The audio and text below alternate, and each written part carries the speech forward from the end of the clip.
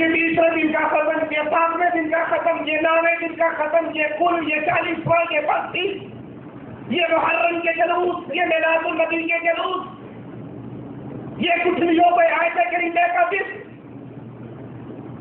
یہ تمام عمل اللہ کی شریعت میں اضافہ ہے، اور جو بدعت کرتا ہے اور اس بدعتی کو جو پناہ دیتا ہے، اللہ کی اس پر لعنت برستی ہے جو کسی بدعتی کو پناہ دیتا ہے۔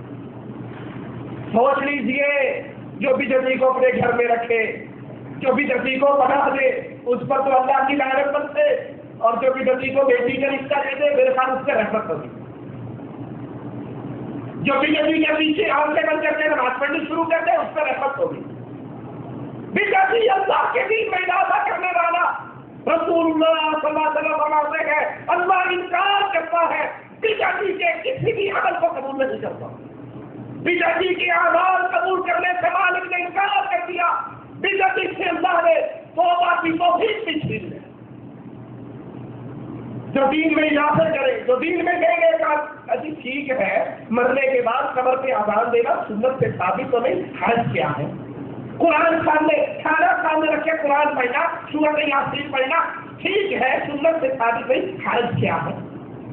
ایسے کریمہ کا گٹھلیوں پہ ورد کرنا، مردے کے لیے سورتیں پڑھ کے ورد کرنا ٹھیک ہے، حدیث میں تو نہیں، حرج کیا ہے؟ حرج یہ ہے تو اللہ کے دین میں اضافہ کر رہا ہے، جو ایسا بدعتی ہو اس کو پناہ دینے والے کو اللہ کی لعنت برستی ہے، اس کو بیٹی دینے والے کا کیا بنے گا؟ اس کے پیچھے نماز پڑھنے کا حدیث کیا بات کرے؟ ڈاکٹر ہے، انجینئر ہے، اچھا پیسے والا ہے، کوئی بات نہیں، بدعتی ہے تو پھر ہو سکتا ہے ہماری بیٹی سے گھر جائے اور اس کے ہاتھ اس کی ہدایت ہو جائے۔ ارے ہدایت کیا ہوئی تو ساری عمر کے لیے جہنم میں تجھے کرے گی اور ساتھ تجھے بھی کھینچ دے گی۔ اس لیے بدعتی کو سلام کرنا، بدعتی کی عزت کرنا، بدعتی کی تکریم کرنا، بدعتی کو پناہ دینا، بدعتی کو بیٹی دینا، بدعتی کو امام بنانا اللہ کی شریعت میں حرام ہے۔ چوتھا شخص جس پر اللہ کی لعنت ہوتی ہے، من غیر منار الارض، جو زمین کے نشان کو بدل دیتا ہے۔ یہ زمین ہے، یہ بھائی پڑوسی کی زمین ہے، درمیان میں چھوٹا سا بندہ بنا ہوتا ہے، مراد کو آتا ہے، ہل چلاتا ہے، ادھر کی مٹی اٹھا کے ادھر کر دیتا ہے، چند انچ زمین قبضہ کرنے کے لیے اس زمین کے نشان کو بدلتا ہے۔ یہ تو مر کے قبر میں چلا گیا، اس چند انچ زمین پر اس کے بیٹے بندے کریں گے، لیکن اللہ کی اس بندے پر لعنت برستی۔ یہ کام گن لیجیے انگلیوں پر، پھر یاد کرا دوں، جو غیر اللہ کے لیے ذبح کرے اس پہ لعنت، ماں باپ پر لعنت کرے اس پہ لعنت، اللہ عز و جل کی جو کسی بدعتی کو پناہ دے اس پہ لعنت، جو زمین کے نشان کو مٹا دے رب کی اس پر بھی لعنت۔ امام نووی رحمہ اللہ فرماتے ہیں اللہ کے نام کی بجائے کسی اور کے نام پہ ذبح کرے، چاہے اس کے نام پہ، چاہے سلیم کے نام پہ، چاہے عیسیٰ کے نام پہ، چاہے ابراہیم کے نام پہ، انبیاء کے نام پہ ذبح کرے، بت کے نام پہ ذبح کرے، دربار پہ ذبح کرے، درگاہ پہ ذبح کرے، محرم میں علم کے لیے ذبح کرے، یا حسین کے جھوڑے کے لیے ذبح کرے، جو غیر اللہ کے لیے ذبح کرتا ہے اللہ کی لعنت کا گھوڑا بنتا ہے، کیونکہ یہ مخلوق اللہ کی، اور اس سے جب بھی خون بہایا جائے گا وہ اللہ کے لیے بہایا جائے گا، غیر اللہ کے لیے بہانا اللہ کی عبادت میں شرک ہے۔ رسول اللہ صلی اللہ علیہ وسلم فرماتے ہیں صحیح بخاری کی حدیث، من الكبائر شتم الرجل والديه، قالوا يا رسول الله وهل يشتم الرجل والديه؟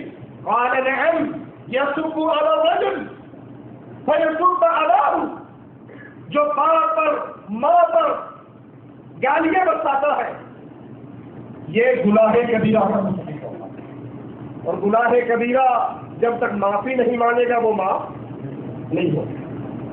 صحابہ نے کہا یا رسول اللہ صلی اللہ علیہ وسلم کوئی اپنے ماں باپ کو بھی گالی دیتا ہم سنیے نہ ہے کون کیجیے اللہ کے لیے، بیویوں کے پیچھے لگ کر ماں باپ کی نافرمانی کرنے والوں ایک لمحے کے لیے رسول سے خلیف سے بات کریں، اے اللہ کے نبی کوئی ماں باپ کو بھی گالی دیتا ہے؟ کہا ہاں، وہ کسی کے ماں باپ کو گالی دیتا ہے، خود نے ایک باپ کو گالی دی، کسی تو فلاں کا پتر انت ابن فلان، وہ جواب میں اس کے باپ کو گالی دیتا ہے، وہ اس کی ماں کو گالی دیتا ہے، تیری ماں ایسی، وہ کہتا ہے تیری ماں ایسی، تیرا باپ ایسا، وہ کہتا ہے نہیں تیرا باپ ایسا۔ اب اس نے ڈائریکٹ گالی نہیں دی، گالی دینے کا سبب بنا ہے، اس پر بھی اللہ کے رسول فرماتے ہیں یہ کبیرہ گناہ ہے۔ اور اگر انسان خود اپنے ماں باپ کو گالیاں دے اور لعنتیں کرے تو ایسے بندے پر اللہ کی لعنت کرتے ہیں۔ یہ مسئلہ چھوٹا مسئلہ نہیں، اللہ نے جہاں اپنی عبادت کا ذکر کیا اس عبادت کے فوراً بعد جس چیز کا ذکر کیا وہ ماں باپ کے ساتھ سجدے سے۔ بے شک ماں باپ کافر اور مشرک کی اولاد ہے، ان کو گالی گلوچ نہیں کیا جائے گا، ان کے ساتھ بدتمیزی نہیں کی جائے گی۔ ہاں اگر مشرک ہے ان کی اس غلط بات کو مانا بھی نہیں جائے گا، غلط عقیدے میں ان کے ساتھ بھی نہیں چلا جائے گا، لیکن ان کے ساتھ زبان درازی اور بدکرامی نہیں ہوگی۔ سنیے رسول اللہ صلی اللہ علیہ وسلم کے اس فرمان کو، اللہ رسول اللہ قال دخل الجنة رجل في ذباب ودخل النار رجل في ذباب قالوا وكيف ذلك يا رسول اللہ صلی اللہ علیہ وسلم۔ میرے پیارے نبی نے فرمایا ایک آدمی ایک مکھی کی وجہ سے جہنم میں گیا اور ایک آدمی اسی ایک مکھی کی وجہ سے جنت میں گیا۔ کہا ہے اللہ کے نبی یہ کیسے ہوا؟ قال مر رجلان على قوم لهم صنم لا يجاوزه احد حتى يقرب له شيئا فقالوا لأحدهما قرب قال ما عندي شيء قالوا قرب ولو ذبابا فقرب ذبابا فخلوا سبيله فدخل النار۔ ایک دربار کے پاس سے اس کے پاس سے میلہ لگا ہوا، قبر کے پجاری، بتوں کے پجاری، درباروں کے پجاری، درگاہوں کے پجاری میلہ بنا رہے، دو لوگ بھی وہاں سے، دو انسان بھی وہاں سے گزرے، ان مریضوں نے پکڑ لیا اور کہا باپے کی نظر دے کر جاؤ۔ میرے وہ بھائی خاص طور پہ رسول اللہ صلی اللہ علیہ وسلم کی حدیث کو سنے، جب چھٹی جاتے ہیں تو کبھی انڈیا والے ہیں تو میرے بھی کشتی کی درگاہ پہ چادریں لگانے کے لیے گھر سے نکلتے ہیں، پاکستان والے ہیں تو حجویری کی قبر کی زیارتیں ہوتی ہیں، بابا جی کو سلام کرائیں۔ پھولوں کی نیاز کے گلاب سے قبروں کو دھونا، قبروں کے ریت کی چادریں چڑھانا، باپے کی قبر پہ تیل کا دیا جلانا، باپے کی قبر پہ پنکھے لگانا، ٹیوبیں لگانا، لائٹنگ لگانا، اگربتیاں لگانا، عطر ڈالنا۔ فرمایا وہ دو بندے گزرے، مریدوں نے پکڑ لیا، باپے کی نیاز دے کر جا۔ انہوں نے کہا مسافر ہے ہمارے پلے میں کچھ نہیں، کہنے لگے والے مکھی ہی دے دے۔ ایک نے مکھی ماری، گلاب کے پھول دینے والوں، کالے سیاہ پتھروں کی نیازیں دینے والوں، باپے کی نیاز کی چادریں چڑھانے والوں، یہ خواجہ کی چادر ہے، یہ خواجہ کی چادر ہے، قوالیے کی اسی نام سے چلتی ہے۔ ایک مکھی اس سے مارنے کے بعد اس باپے کو بھی، باپے کی نظر، باپے کی نیاز۔ آپ کی ہماری دکانوں پر بھی لوگ آ کر کہتے ہیں نظر اللہ نیاز حسین، جمعرات بھری بات، پنچن بار کے دادا علی بولا علی کے نام کا، بی بی فاطمہ کے نام کا، گیارہویں والے کے نام کا، مولا حسین کے نام کا۔ ہم کہتے ہیں کوئی نہیں فقیر ہے، آٹا کھا کے اس کے کچکول میں بیٹے ڈال دے۔ آپ نے تو ایک کچکول آٹے کا دیا، اللہ کی قسم 80 سال کی عبادتیں برباد ہو گئی اور آپ جہنم کی واسطے چل پڑے۔ جو نصر اللہ نے آتے حسین کے نام پہ مانگے، علی کے نام پہ مانگے، پنجاب کے نام پہ مانگے، باپے اور فقیر کے نام پہ مانگے، اس کو چادر کے نام پہ مانگے، آپ نے کہا اللہ کے لیے 1,000 روپے بھی اگر اس کے کچکول میں ڈال دیا، رب محمد کی قسم آپ کی بات کے برباد ہو گئی۔ مکھی مار کے اس نے کہا باپے کی نیاز، باپے کے نام کی مکھی، فخلو سبیلہ، اس کو جانے دیا جا۔ دوسرے سے کہا وقالوا للآخر قرب قال ما كنت لأقرب لأحد شيئا دون الله عز وجل فضربوا عنقه ودخل الجنة۔ امام احمد نے اس کو روایت کیا۔ دوسرے سے کہا تو بھی مکھی دے، اس نے کہا مکھی بھی دوں گا تو مکھی کے رب کے نام کی دوں گا، غیر اللہ کے نام کی چادر پھول دیا تیل بہت دور کی بات ہے، رب محمد کی قسم مکھی بھی نہیں دیتا، اس کی قسم کہا جانی یہ گستاخ، یہ وہابی، یہ مارنے کے کبھی مار دو، ان ظالموں نے تو اس کو مار ڈالا، رسول اللہ صلی اللہ علیہ وسلم نے فرمایا اس کی گردن کٹی، مولا عز و جل نے اس کے لیے جنت کا پھل دیا۔ ایک مکھی غیر اللہ کے نام کی دے کر ہمیشہ کی جہنم، اور ایک مکھی غیر اللہ سے چھین کر اندازہ کے دینے کا عہد کرنے والا اللہ کی جنتوں میں پہنچ گیا۔ غیر اللہ کی نظریات، غیر اللہ کے نام پہ جدا کرنا، غیر اللہ کے نام پہ مار دو، درباروں پہ دے کے چڑھا دو، درباروں کو ان کے غلام سے غسل دینا، یہ اللہ کی عبادت میں غیر اللہ کا شرک ہے جو عرش والا قیوم رب برداشت نہیں کرتا۔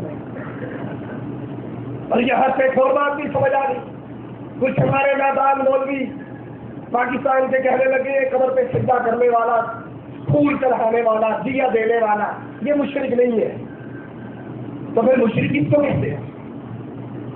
اس حدیث سے یہ بات بھی سمجھ آئی، شرک کا ایک طرح، ارے 15 کلو کے بکرے اور ایک مکھی میں کوئی فرق نہیں،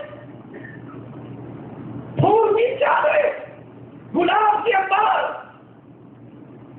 شرابن تیل، دودھ کی چھبیلے، اس میں اور ایک مکھی میں کوئی فرق نہیں۔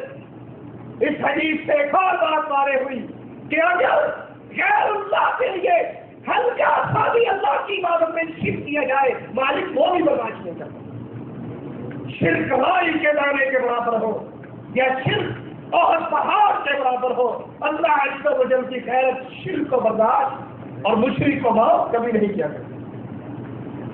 آئیے رسول اللہ صلی اللہ علیہ وسلم کا فرمان سورہ ابو داؤد میں یہ حدیث موجود ہے، نَرَى رَجُلٌ أَن يَنْحَرَ إِبِلًا بِكَوَانَةَ فَسَأَلَ النَّبِيَّ عَلَيْهِ الصَّلَاةُ وَالسَّلَامُ، ایک شخص نے نظر مانی زمانہ جاہلیت میں کہ میں نے مقام موانہ پر اونٹ ذبح کرنے ہیں، پھر آ کر رسول اللہ صلی اللہ علیہ وسلم سے جات مانگتے ہیں، اللہ کے نبی میں نے اونٹ ذبح کرنے کی منت مانی تھی، پوری کر لوں مقام موانہ پر۔ اس حدیث سے غور کرنا، کچھ لوگ کہتے ہیں کہ ہم نے یہ دیکھ اللہ نام کی صفائی ہے لیکن بانٹیں گے بابا جی کے دربار کے ساتھ، ہے اللہ نام کی لیکن اس کی نیاز، اس کی تقسیم جو ہوگی وہ درگاہ سے کرے گی، سواب جہاں چلے گا۔ اور اس حدیث میں یہ نہیں ثابت ہوتا۔ فقال هل كان فيه بدل من اوثان الجاهليه، آقا علیہ السلام نے پوچھا بوادہ پر اونٹوں کی قربانی کی منت ماننے والے، وہاں پر کسی دور میں کوئی جاہلیت کا بت تو نہیں تھا، آج نہ صحیح، اب نہ صحیح، کبھی کسی دور چلتا، کہا نہیں اللہ کے نبی ایسی کوئی بات نہیں۔ دوسرا سوال، قال وهل كان فيها عيد من اعيادهم، کبھی میلہ تو نہیں لگا، کبھی مرید تو نہیں آئے بڑی بڑی سرکار بڑی چھوٹی قسمت کرتے ہیں مولویوں سے بڑھ کے تیری مت مری، کبھی وہاں پر میلے تو نہیں لگے، کوئی بت، کوئی آواز، کوئی میلہ، کوئی عورت، کوئی ساری چنڈی، کوئی کالا جھنڈا، کوئی عرب، کوئی گھوڑا، کبھی تھا، آج نہ صحیح، زمانہ جاہلیت میں صحیح، کہا نہیں یا رسول اللہ صلی اللہ علیہ وسلم، نہ کبھی میلہ لگا، نہ کبھی عرس لگا، نہ کبھی وہاں پر کوئی بت تھا، نہ دربار تھا، نہ نثار تھا، نہ درگاہ تھی، کہا جاؤ اور اپنے نظر کو پورا سمجھ کیا آیا حدیث سے کہ اگر وہاں پر بت ہوتا اور اگر وہاں پر میلہ لگتا تو نبی پاک صلی اللہ علیہ وسلم اس کو اونٹوں کی قربانی کی اجازت نہ دیں، اس کے اونٹ کس کے لیے ذبح کرنے تھے؟ پھر نبی نے یہ کیوں پوچھا کہ وہاں بت تو نہیں تھا، وہاں درگاہ تو نہیں تھی، وہاں میلہ تو نہیں تھا؟ اس لیے ذبح کرنے والے کی منت تو یہ ہے کہ میں اللہ کے لیے ذبح کر رہا ہوں، ہو سکتا ہے پرانے عقیدے رکھنے والا کوئی وہاں سے گزرے تو کہ اچھا شاہ جی نے بھی نام اور رنگ دیکھ جائے گی، یہ ہمارے باپے کی یاد میں ہو رہا ہے، تم تو اللہ کے لیے کرو۔ دیکھنے والا یہ سمجھ گئے تھے کہ یہ ہماری اسی میلے کی یاد میں میلہ منعقد ہو رہا ہے جس دن کافر اور مشرک عبادت کرتے ہو، جس مقام پہ کرتے ہو، اس مقام پر جہاں پر غیر اللہ کی پوجا ہو، اللہ کی عبادت کرنا بھی جائز نہیں۔ یہ عقیدہ غلط ہے کہ میں نے دیکھ تو اللہ نے اپنی پکائی ہے، باتوں کا درگاہ پر جا کر آپ درگاہ پہ جا کر بانٹیں گے، آپ کے تو دل میں ہے کہ یہ اللہ نام کی ہے، دیکھنے والا کہے گا ماشاء اللہ یہ بھی ہماری ہی ہے آگے۔ اس کی دوسری مثال سمجھ لو، کوئی بندہ 9 محرم کو دیکھ پکائے، 10 محرم کو سبیل لگائے، پانی کی، دودھ کی، شربت کی، اب وہ تو اللہ کے لیے لگا رکھا اس کا ٹھیک ہے مواحد ہے، لیکن جڑے اندروں بھی کالے باہروں بھی کالے، کالا شاہ کالا، وہ کالے کیا کہیں گے؟ وہ یہی کہیں گے نا کہ یہ ہمارا ہی ملتا ہے، ہماری پارٹی ہے۔ وہ کالے اس لیے کہ 10 محرم کو کسی شیعہ نے سفید کپڑے پہنے ہوئے، دوسرے نے کہا تجھے شرم نہیں آتی کہ سفید کپڑے پہنے؟ آج تو حسین شہید ہوئے، کربلا میں یہ ہوا یہ ہوا یہ ہوا، تو ماتم کا کالا لباس ہے، دوسرے کا کپڑے کالے ہو یا سفید نہیں کرتا، دل کالا ہونا چاہیے۔ میں وہ کپڑے میں کچھ نہیں ہے۔ جب آپ 9 محرم کو دیکھ چڑھاؤ گے، 10 محرم کو دیکھ چڑھاؤ گے، 11ویں والے دن دودھ کی نیاز دو گے، نظر اللہ نیاز حسین کا آواز لگانے والے فقیر کے کشکول میں روپیہ ڈالو گے، دیکھنے والا کہے گا ہماری برادری کا بندہ ہے، اور حزب اللہ کبھی حزب الشیطان کی مشابہت نہیں کیا۔ میں نے تشبہ بقوم فهو منهم، جو جس قوم کی مشابہت کرتا ہے وہ اسی قوم کے ساتھ پایا جاتا ہے۔ نظر ماننا، نیاز دینا عبادت ہے کس کی؟ خالص اللہ، اللہ کی عبادت میں، اللہ کی نظر میں کسی اور کو شریک نہیں کیا جا سکتا۔ قرآن حکیم کہتا ہے یوفون بالنذر ویخافون یوما کان شرہ مستطیرا، یہ اپنی نظروں کو پورا کرنے والے نظریں پوری کرتے ہیں، اس دن سے ڈرتے ہیں جس دن کی برائی چاروں طرف پھیل جانے والی، اتنا خطرناک دن، اس دن سے ڈر کے اپنی نظریں اللہ کے لیے پوری کرتے ہیں۔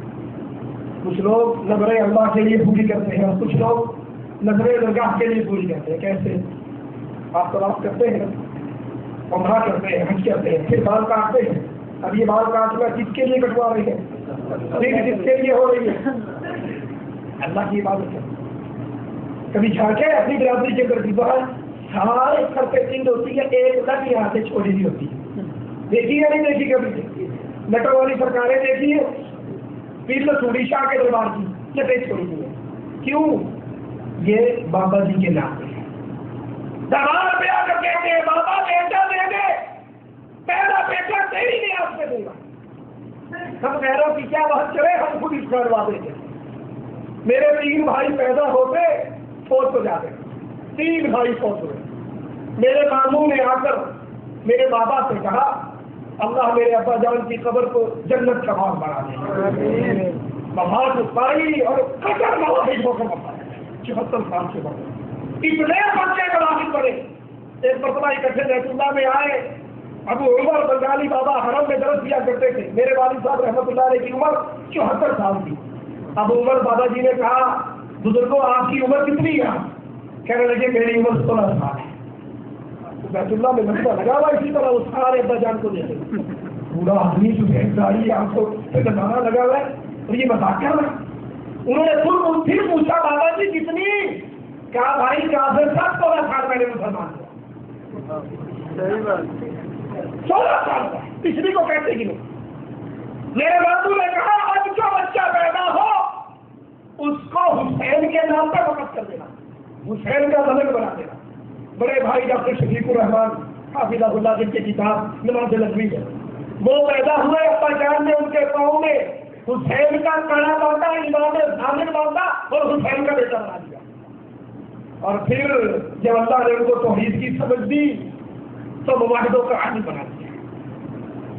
ایک نظر اللہ نام کی، ایک نظر دربار کے نام کی. بابا بیٹا دے، تیرا بیٹا تیرے نام پہ رکھوں گی. بابا اولاد دے دے، تیرے نام کی لٹ چھوڑی ہوئی ہے. بابا یہ کر دے، 9 راتیں آ کر تیرے دربار پہ چلا کاٹوں گی.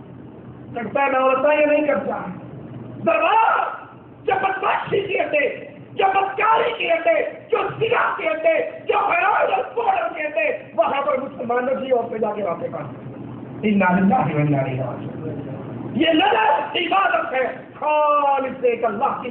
اللہ کے علاوہ جب کسی کے نام کی نظر مانی جائے، کسی کے نام پہ نگاہ کیا جائے، نیاز کی جائے، وہ اللہ کی عبادت میں غیر اللہ کا شرک. اسی لیے قرآن حکیم کی اس مقام پہ غور کیجیے. وَمَا أَنفَقْتُم مِّن نَفَقَةٍ أَوْ نَذَرْتُم مِّن نَذْرٍ فَإِنَّ اللَّهَ يَعْلَمُ. تم اللہ کے نام پہ جو خرچ کرتے ہو یا اللہ کے لیے جو نظریں مانتے ہو، اللہ کو ان سب باتوں کا علم ہے. ایک فقیر آ کر کہے اور اللہ دل سے دعائیں نکلتی ہے محمد بن عبد الوہاب رحمۃ اللہ علیہ کی، امام سعود رحمۃ اللہ علیہ کی. اس فلسفہ کے اندر توحید کا کام کیا، انقلاب برپا کیا، توحید کو ایسے بچوں کے دلوں میں دکھایا. رب محمد کی قسم یہاں کے فقیر بھی مسلمان ہوا ہے. ہمارا فقیر تو آتا ہے نا، نظر اللہ نیاز حسین. میں مدینہ شریف جا رہا تھا، ایک فقیر مجھے راستے میں ملا. پیٹرول پمپ پہ میں نے گاڑی روکی، تیل بھروایا. واللہ اس فقیر میرے ہٹا کٹا بڑا پکا نوجوان، میرے جی میں تھا کہ یہ مستحق نہیں، اس کو نہیں دینا. لیکن اس کا جملہ سن کے مجھے اتنی خوشی ہوئی، میں نے دیکھ لیا بٹوا نکالا پیسے پڑا. اس نے کہا آخری منافع کا مال، مجھے اس مال میں سے دو، مجھے اس مال میں سے دو جو مال تجھے اللہ نے دیا. میرے بات کا نہیں ہے، تجھے اللہ نے دیا ہے، اس میں سے مجھے دے. ہمارے یہاں کہتے ہیں سلمان بھی خیر ہوئے، وہ مشرک ہے، غیر اللہ کے نام پہ مانتا ہے، غیر اللہ کے نام پہ نظر و نیاز دینا حرام ہے. اور نظر نیاز نفس کا خرچ کرنا، منتیں ماننا، وہ عبادت کے خالص اللہ کو ملے. جب اس کا رخ اللہ سے ہٹا کر غیر اللہ کی طرف کیا جائے گا، انسان کے اعمال برباد ہو جائے گے. امام ابن کثیر فرماتے ہیں اس آیت کی تفسیر میں کہ اللہ یہ خبر دے رہا ہے کہ وہ بندوں کی دی ہوئی ہر خیرات اور مانی ہوئی ہر نظر اور جہنم ہے، لہذا ان کو خوب جزا دے گا جو اس کی رضا میں خیرات اور نظر مانیں گے. ثابت ہوا نظر ماننا عبادت ہے کس کی؟ اللہ. نیاز دینا، خیرات دینا، صدقہ کرنا، پیسے دینا عبادت ہے کس کی؟ اللہ. اور جب یہ غیر اللہ کے لیے دی جائے، پیر جی تعریف دیتے رہنا، پیر جی میں ٹھیک ہو جاؤں تو کیا کروں، کچھ نہ کرنا، ہمارا رہے گا تیل بات دے کے چڑھا دے گا. اے بابا اللہ اندر ہے میری بات کرا اللہ کے لیے. اللہ کئی درباروں پہ ہم گئے، پکی خبر ہے، بند خبر ہے، اس پر پنکھا چل رہا ہے. دیکھا یا نہیں دیکھا بھائی پاکستان کی پکی خبر بند اور اوپر پنکھا چل رہا ہے. عقل کے اندروں کے اندر گرمی ہے تو کم از کم سوراخوں پر ہوا تو جانی نہیں. اب بند خبر میں پنکھا چل رہا ہے. اگر یہ اللہ کا ولی ہے تو اس کی خبر میں جنت کی ہوا آ رہی ہے، اسے تمہارے پنکھوں کی ضرورت ہے. اگر یہ اللہ کا ولی ہے تو اس کی خبر میں جنت کے نور کی روشنی ہو چکی ہے، اسے تمہارے دیوں کی ضرورت. تم یہ دیے جلا کر پنکھے چلا کر کیا بنانا چاہتے ہو؟ یہ کون سی پارٹی ہے؟ اللہ کے ولیوں کی خبر روضۃ من ریاض الجنہ، جنت کا باغ بن جاتا ہے. اور جہاں جنت کا باغ بن جائے وہاں پنکھے چلانے کی ضرورت، وہاں دیے جلانے کی ضرورت نہیں پڑتا. رسول اللہ صلی اللہ علیہ وسلم نے فرمایا من نظر ان یطیع اللہ، جس نے نظر مانی کہ وہ اللہ کی اطاعت کرے تو وہ اس نظر کو پورا کرے. ومن نظر ان یعصی اللہ فلا یعصی، اور جس نے نظر مانی کہ اللہ کی بغاوت کرے گا وہ اپنی نظر کو پورا. یاد کر لو بابا، جس نے یہ نظر مانی میرا یہ کام ہوگا تو بابے کے دربار میں دیر بانٹوں گا، یہ معصیت ہے، یہ حرام ہے، یہ شرک ہے، وہ اپنی نظر کو پورا نہ کرے، اللہ سے ڈر کر معافی مانگے۔ جس نے نظر مانی اللہ کی عبادت کی وہ اپنی نظر کو پورا کرے، اور جس نے نظر مانی میں اس کام کے پورا ہونے پر یہ اس دربار سے اتنی تعمیر کرواؤں گا، یہاں اتنا چکا دوں گا، یہاں اونٹ کرواؤں گا، یہاں ننگے پاؤں چل کر آؤں گا۔ دیکھا نا ننگے پاؤں پر چلنے والے چل کر جاتے ہیں، یہ عبادت ہے، یہ قرار ہے۔ جوتی پہن کر بابا جی کے دربار پہ نہیں جاؤ، تم بابے کے دربار کی بات کرتے ہو؟ محمد رسول اللہ جوتی پہن کے بیت اللہ میں نماز پڑھا کرتے، مسجد نبی میں نماز پڑھا کرتے۔ پوچھا گیا عائشہ رضی اللہ تعالی عنہا سے، کیا میرے نبی میں جوتی میں نماز پڑھتے تھے؟ قالت نعم، کہا ہاں جوتی میں نماز پڑھتے۔ سلام پھیرا میرے آقا نے، دوران نماز اپنی جوتی اتار دی تھی۔ سلام پھیرا تو کیا دیکھا؟ صحابہ میں سے سبھی جوتی اتار چکے۔ اب یہ نماز یا مسجد نبوی کی ہے یا بیت اللہ کی ہے؟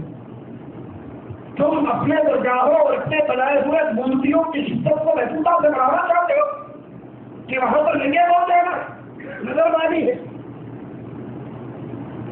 ہمارا گاؤں عبدالحکیم بہت بڑا میلہ لگتا ہے، انڈیا سے جماعتیں آتی، اپنی گناہگار آنکھوں سے دیکھا، ننگے قدموں پر پڑ جاتے ہیں۔ بیت اللہ کا تو احترام نہیں ہے، جو ان قبروں کے لیے تم نے احترام بنا لیا۔ آقا نے پوچھا میرے صحابہ تم نے جوتیاں کیوں اتاری؟ کہا آقا آپ نے زمانے نماز اٹھا دی تھی۔ کہا میرے صحابہ مجھے تو جبرائیل نے بتایا تھا کہ آپ کی جوتیوں کے نیچے گندگی لگی ہے، اتار دیجیے۔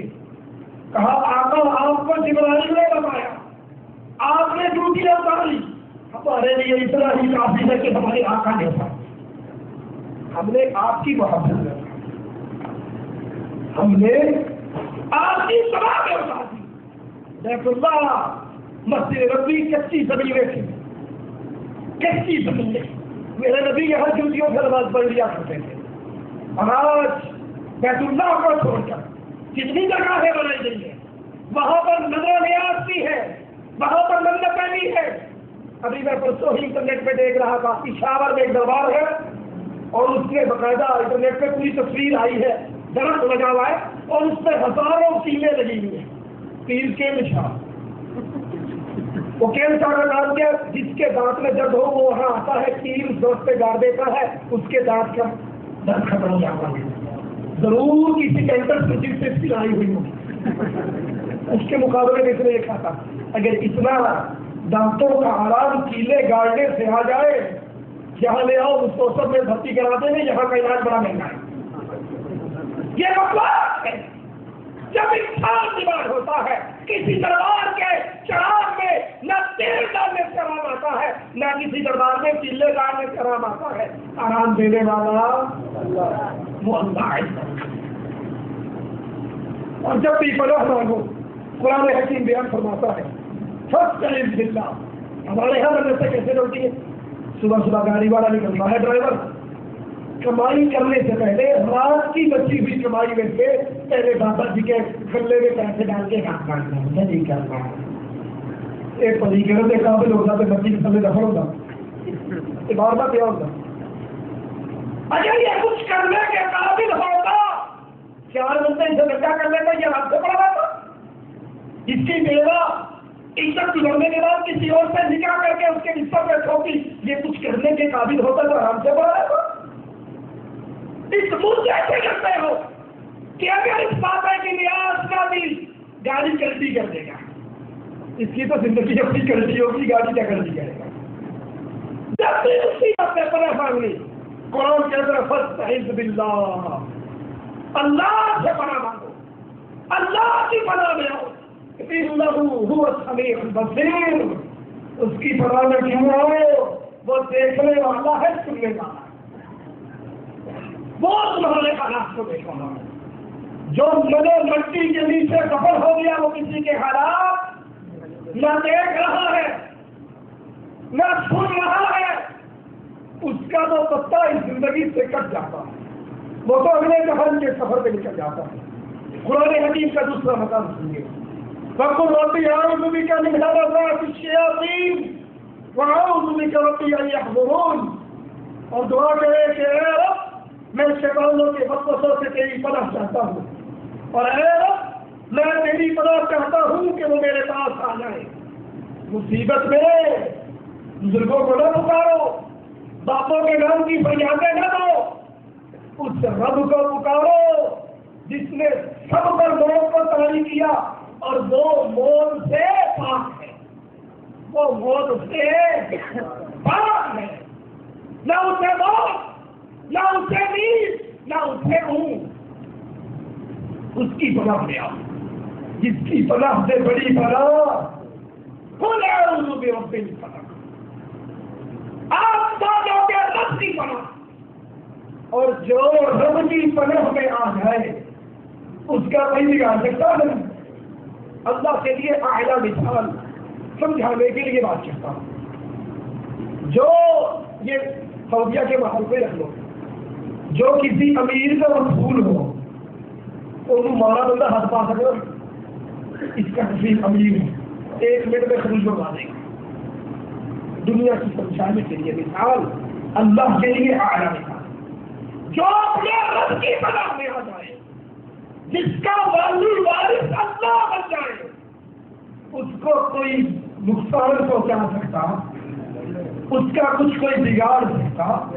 جب نہیں بگاڑ سکتا تو پھر مصیبتوں میں گاڑی چلاتے ہوئے آگے جھوٹی لگا دو، کالی چاٹیاں لگا دو، گھر پہ کالی ہڈیاں نہ رکھو، گلے میں منکے نہ ڈالو، بچے کہو قل اعوذ برب الناس ملک الناس الہ الناس، اللہ کی پناہ، لوگوں کے رب کی پناہ، لوگوں کے بادشاہ کی پناہ، لوگوں کے بالغ بھائی کی پناہ، لوگوں کے معبود برحق کی پناہ، اور جو اللہ کی پناہ میں آ گیا وہ کسی اور سے دعا نہیں کرتا۔ اور جب انسان کسی اور کی پناہ میں آتا ہے، حدیث میں آتا ہے جب انسان گزرتے کسی وادی میں بھاؤ ڈالتے، وادی میں اترتے تھے، وہ قافلے والے پتہ کیا کہتے؟ وہ کہتے ہیں اس بستی کے سردار جن کی پناہ ہو۔ جن حقیقت میں انسانوں سے ڈرا کرتے تھے، لیکن جب انسانوں نے خود چمن پورا کیا کھڑے ہوئے تھے، جن سردار کا نام یہ بدل کرنا چاہتا ہوں، خیر ہوئے تیرے شکوڑے مجھے نہ چھیڑے، ان کا یہ کو ڈرتے تو ایسا میرے کو ڈرتے تھا۔ قرآن بیان کرتا ہے وَأَنَّهُ كَانَ رِجَالٌ مِّنَ الْإِنسِ يَعُوذُونَ بِرِجَالٍ مِّنَ الْجِنِّ فَزَادُوهُمْ رَهَقًا۔ انسان جب کسی جگہ پہ اترتے، جنگل میں پڑاؤ ڈالتے، تو انسانوں میں سے کوئی کہتا ہے اس بستی کے سردار جن کی پناہ میں آتا ہوں۔ جنات یہاں سے تکبر کرنے لگے اور انہوں نے غرور اختیار کیا۔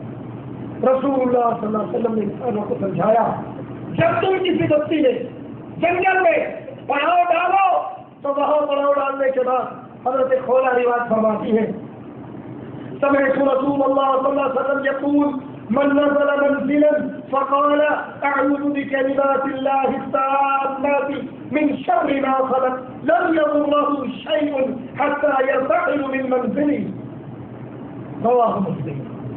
جب کوئی بندہ کسی جگہ پہ پڑاؤ ڈالے اور پڑاؤ ڈال کر کہے کہ میں اعوذ بکلمات اللہ التامات، اللہ کے پورے کلمات کے ذریعے اس کی فلاح میں آتا ہوں، جب تک وہاں پڑا رہے گا کوئی چیز میں نقصان نہیں پہنچا، جب تک وہاں رہے گا ہر طرح کے نقصان سے بچے گا۔ کیوں؟ اب وہ پناہ میں آ چکا ہے کس کی؟ اللہ۔ اللہ کی پناہ میں آ جائے تو کوئی مخلوق اس بندے کو دکھ اور نقصان نہیں پہنچا۔ امام ابن قیم رحمۃ اللہ علیہ فرماتے ہیں جو شخص شیطان جن کے نام پہ جانور کو ذبح کرتا ہے یا اس سے دعا مانگتا ہے، اس سے پناہ طلب کرتا ہے، اس کا تقرب حاصل کرنے کے لیے اس کا پسندیدہ اعمال کرتا ہے، تو وہ اعمال اس کی عبادت ہے، بھلے وہ اس کو عبادت کہے نہ کہے، ایسا بندہ مرتد ہو جاتا ہے، وہ اسلام سے نکل جاتا ہے۔ اللہ سے دعا ہے اللہ ہمیں توحید کا ذہن بنائے، اللہ ہمیں توحید سے زندہ رکھے، اللہ خالص اپنی عبادت کی توفیق دے، اللہ ہمارے عقائد ہمارے اعمال کی اصلاح فرمائے، ہم جب تک زندہ رہے ایمان پر رہے عقیدے پر رہے اللہ کی توحید پر رہے، اور جب موت آئے تو اس حال میں آئے اللہ ہم سے راضی ہو، ہم اپنے اللہ سے راضی ہو، ادھر ہماری روح نکل رہی ہو ادھر اللہ کی جنت کے دروازے کھولے جا رہے ہیں۔ اقول قولی هذا واستغفر الله لي ولكم ولسائر المسلمين فاستغفروه انه هو الغفور الرحيم۔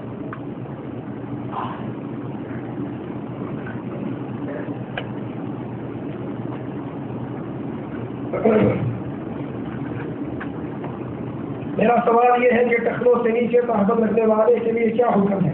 کیا یہ کبیرہ گناہ ہے؟ ہاں جی، اس پر بڑی شدید وعید آئی ہے۔ رسول اللہ صلی اللہ علیہ وسلم نے فرمایا جو کپڑا ٹخنوں سے نیچے ہے یہ حصہ آگ میں جلے گا، ما اسفل من الكعبین من الازار ففی النار، وہ حصہ آگ میں جلے گا۔ کچھ لوگ سمجھتے ہیں چھوٹا سا مسئلہ معمولی ایسی زور لگاتے رہتے ہیں، یہ مسئلہ چھوٹا نہیں ہے، بہت بڑا مسئلہ۔ عمر رضی اللہ عنہ وارضاہ جب زخمی ہو کے گر گئے، ایک نوجوان ان کی عیادت کے لیے آیا، واپس جا رہا ہے اور عمر کی حالت کیا ہے؟ پھٹا وظیفہ، موت کو گلے لگانے والے ہیں۔ تھوڑی دیر میں نظر پڑی اس کی شلوار اس کے ٹخنے سے نیچے تھی، کہا اس کو بلاؤ واپس بلاؤ۔ جب قریب آیا کہا میرے بھتیجے اپنے کپڑے کو اونچا کر، تیرا دل جو پاک رہے گا میرا کپڑا بھی پاک۔ کچھ لوگ شلوار سے ٹخنے سے بلند کرنے والے پر مذاق فکرے کرتے ہیں، مذاق اڑاتے ہیں، چھوٹے پاؤں کی پانی کپڑا بچانے لگے، بارش تو نہیں آئی بھی تم نے شلوار کیوں ہوئی، پانی تو نیچے نہیں پڑا تم نے کپڑے پر، یہ مذاق ہے۔ ہو سکتا ہے یہ مذاق اس کو اسلام سے خارج ہی کر رہے ہیں، کیونکہ اسلام کی کسی بات کا مذاق اڑانا یہ اسلام کو مرتد کرے گا۔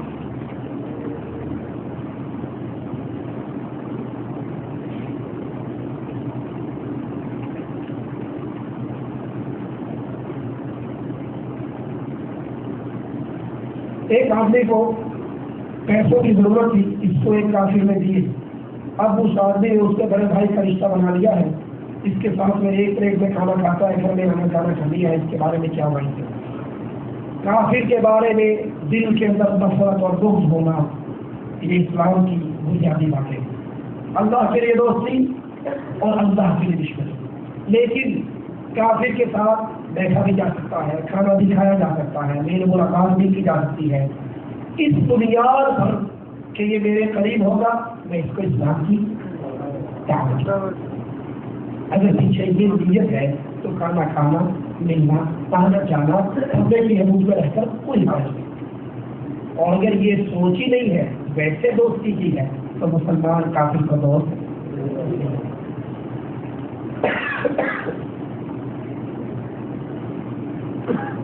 مونچھوں کو کاٹنا یا حلق کروانا کون سا صحیح ہے؟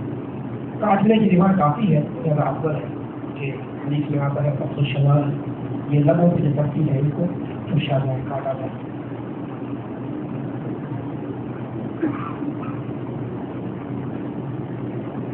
میں نے ناک بالوں کے بارے میں سوال کیا ہے تو زیادہ سے زیادہ اس کا پیریڈ 40 دن ہے، اس سے زیادہ نہیں بڑھانا چاہیے، بلکہ افضل یہ ہے کہ اس کو جلدی سے جلدی کے ساتھ کیا جائے۔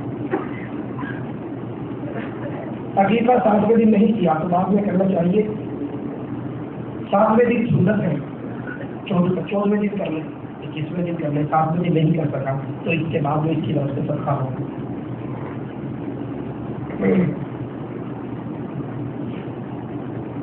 کیا کوئی بوڑھی اور غیر محرم مرد کے ساتھ عمرہ یا حج کا سفر کر سکتی ہے؟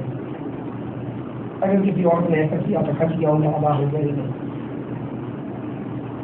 حج کی جو شرائط ہے ان شرطوں میں سے عورت کے لیے یہ شرط ہے کہ اس کا محرم اس کے ساتھ ہے، اگر محرم اس کے ساتھ نہیں ہے تو اس پہ حج اور عمرہ فرض اور واجب نہیں ہوتا۔ اگر کسی نے کر لیا تو حج تو ٹھیک ہے لیکن اس میں شریعت کے اس حکم کی خلاف ہے۔ کیا ناخن کاٹنے سے وضو ٹوٹ جاتا ہے؟ ناخن کاٹنے سے وضو ٹوٹ جانے کی ہمارے علم میں کوئی روایت نہیں ہے، یہ نواقض وضو میں نہیں نماز کا طریقہ بھی بتائیں اسلام حدیث کی روشنی میں. یہ بڑا مفصل سوال ہے, انشاءاللہ اس کا پھر اللہ نے موقع دیا تو بیان کریں گے. صرف ابھی ایک حدیث اس نماز کے حوالے سے سنا کر بات ختم کرتا ہوں. عبداللہ ابن عمر روایت فرماتے ہیں, صحیح بخاری میں یہ حدیث ہے, اور صحیح بخاری دین کی وہ کتاب ہے, حدیث کی وہ کتاب ہے جس پر پوری امت کا اتفاق ہے کہ قرآن کے بعد صحیح کتاب صحیح بخاری ہے. عبداللہ ابن عمر روایت فرماتے ہیں جب رسول اللہ صلی اللہ علیہ وسلم نماز کا آغاز کرتے تو اللہ اکبر رفع یدیہما, اپنے دونوں ہاتھ بلند کرتے, حتی حجم بل کرے, اپنے کندھوں کے برابر. پہلی بار نماز کا آغاز کہاں سے ہوا؟ اللہ اکبر سے. نماز کا آغاز اللہ اکبر سے. جو بھائی نماز کا آغاز کرتے ہیں نیت کرتا ہوں نماز کی, نماز سے آزاد پیچھے امام کے منہ میرا کھانا کھانا شریف کی طرف واسطے اللہ تبارک و تعالیٰ کے آگے ایمان ہے, پیچھے سب خالی ہے, ادھر لگانے یہ دیر گٹ کی جو آپ نے نیت کا اضافہ کیا ہے یہ تو حدیث میں نہیں ہے. یہاں آغاز ہو رہا ہے اللہ. دوسری بات حدیث میں کیا ہے, ہاتھ کہاں تک اٹھتے ہیں؟ کندھوں کے برابر. یہ کسی حدیث میں یہ تو ہوا میری آج تک ہو گیا موڑ کے لیے ہوگا یہ کسی خطہ ہے کندھوں کے برابر. پھر دایاں ہاتھ اپنی دائیں بہت کوہنی کرو ذرا آپ یہاں پہ رکھ دیتے, اور جب یہاں پہ ہاتھ رکھا جائے گا تو یہ کہاں آئے گا؟ آپ جتنا مرضی زور لگا لو ایک نیچے لے جاتے ہیں. صحیح بخاری کی حدیث پہ یہاں ہاتھ رکھے کوٹے بھی ہو لو گے تو تھلے یہ یہاں پر آئے. اور ایک حدیث میں لفظ ہے کہ اللہ کے نبی صلی اللہ علیہ وسلم دایاں ہاتھ بائیں ہاتھ کر رکھتے, تم علی صدرہ, پھر اپنے سینے پر رکھتے. ٹھیک ہے, پھر ثنا پڑھتے, فاتحہ پڑھتے, قرآن کی کوئی اور سورت پڑھتے, اور جب رکوع میں جانا چاہتے اللہ اکبر کہتے. رفع یدیہما, بخاری شریف کی صحیح ترین حدیث, سلسلۃ الذہب ہے اس کی روایت, اس کی اسرار. دونوں ہاتھوں کو بلند کرتے کندھوں کے برابر, اور رکوع میں جاتے, رکوع میں ان دونوں ہاتھوں سے گھٹنوں کو پکڑتے. یہ بات جو سیدھی ہوتی اور کچھ بالکل یوں بنے کہ پانی کا پیالہ بھی رکھ دو, نہ سر یوں ہوتا نہ بالکل یوں. اور یہاں پر تسبیحات کہتے, اور جب رکوع سے اپنے سر کو اٹھاتے, رفع رأسہ من الرکوع, رکوع سے اپنے سر کو اٹھاتے, رفع یدیہما, پھر رفع دائیں کرتے, اپنے دونوں ہاتھوں کو اٹھاتے کندھوں کے برابر کرتے, اور فرماتے سمیع اللہ لمن حمدہ ربنا ولک الحمد حمدا کثیرا طیبا مبارکا فیہ. اور جب سجدے میں جاتے تو سجدے کے درمیان ہوگا رحم نہ کرتے. رسول اللہ صلی اللہ علیہ وسلم نے فرمایا مجھے 7 چیزوں پر سجدہ کرنے کا حکم دیا گیا, 2 ہاتھ, 2 گھٹنے اور 2 پاؤں, 6, اور یہ ماتھا اور ناک 7. سجدے میں جاتے آپ نے کہا مجھے کتے کی طرح اپنی باہیں نہ بچھاؤ. کچھ لوگ سجدے میں باہیں گرا دیتے ہیں, یہ جائز نہیں ہے. یہ باہیں آپ کی اٹھی بھی ہوں اور یہ بغل کے اندر بھی نہ ہو, انہیں پر آپ نے ٹیک کیا ہوا, یہ آپ کی بغل سے آپ کی چھاتی سے الگ ہو. اس طرح سے کہتے ہیں ناک بھی اور ماتھا بھی, یہ دونوں چیزیں زمین سے نہیں ہوتی. اور پیچھے سے پاؤں کی انگلیاں اس طرح مڑی ہوئی ہوتی, سیدھے پاؤں کو ملے گئے اور انگلیاں قبلے کی طرف مڑی. یہ پورا سجدہ ہوتا. صحابہ کہتے ہیں آپ کی تسبیحات گنتے, 10 مرتبہ تسبیحات کرتے, پھر اللہ کو لے کر بیٹھتے, اس میں اللہ اغفر لی رب اغفر لی یہ دعائیں آپ کی کرتے, پھر اللہ کو لے کر سجدہ کرتے. اس پر دوسری نماز دوسری رکعت کے لیے اٹھتے, اور جس سجدے کے بعد سلام کرنا ہوتا اس پہ تبرک کرتے, یعنی اپنی بائیں ٹانگ کو دائیں ٹانگ کے پاؤں کے نیچے سے نکال کر ہپ پر کولے پر بیٹھتے, اپنا ہاتھ اپنے گھٹنے پر رکھتے, تشہد پڑھتے, درود پڑھتے, اور اس کے بعد دعائیں پڑھتے, اور دائیں پر السلام علیکم ورحمۃ اللہ السلام علیکم ورحمۃ اللہ پڑھ کے نماز کے اختتام کر دیتے. مالک نے کبھی توفیق دی تو نماز کے رکن کے طریقے میں انشاءاللہ تیار کریں. کیا عورت کے لیے یہاں پر یہ بڑا اہم سوال ہے, کیا عورت اور مرد کی نماز میں کوئی فرق ہے؟ خاص طور پر سجدے میں جو عورت اور مرد کی نماز میں بالکل کوئی فرق نہیں ہے. وہی طریقہ عورت کا ہے اور وہی طریقہ مرد کا ہے. پردے میں فرق ہے, عورت کا سر ننگا ہوگا تو نماز, اور مرد کا سر ننگا ہوگا تو نماز ہو جائے. ٹھیک ہے, پردے میں فرق تو ہے طریقے میں فرق نہیں. کچھ کہتے ہیں سجدے کے اندر عورت بالکل بچھ جائے, سمٹ جائے, کونیاں بچھائے, پیٹ کو زمین سے لگائے, یہ طریقہ رسول اللہ صلی اللہ علیہ وسلم کی سنت کے خلاف ہے. اس طرح ہاتھ باندھے, عورت سینے پر باندھے اور مرد ناک کے نیچے باندھے. دنیا حدیث کی کوئی ایک روایت ایسی نہیں دکھائی جا سکتی کہ ابو بکر نے ہاتھ ناک باندھے ہو اور عائشہ نے سینے پر باندھے.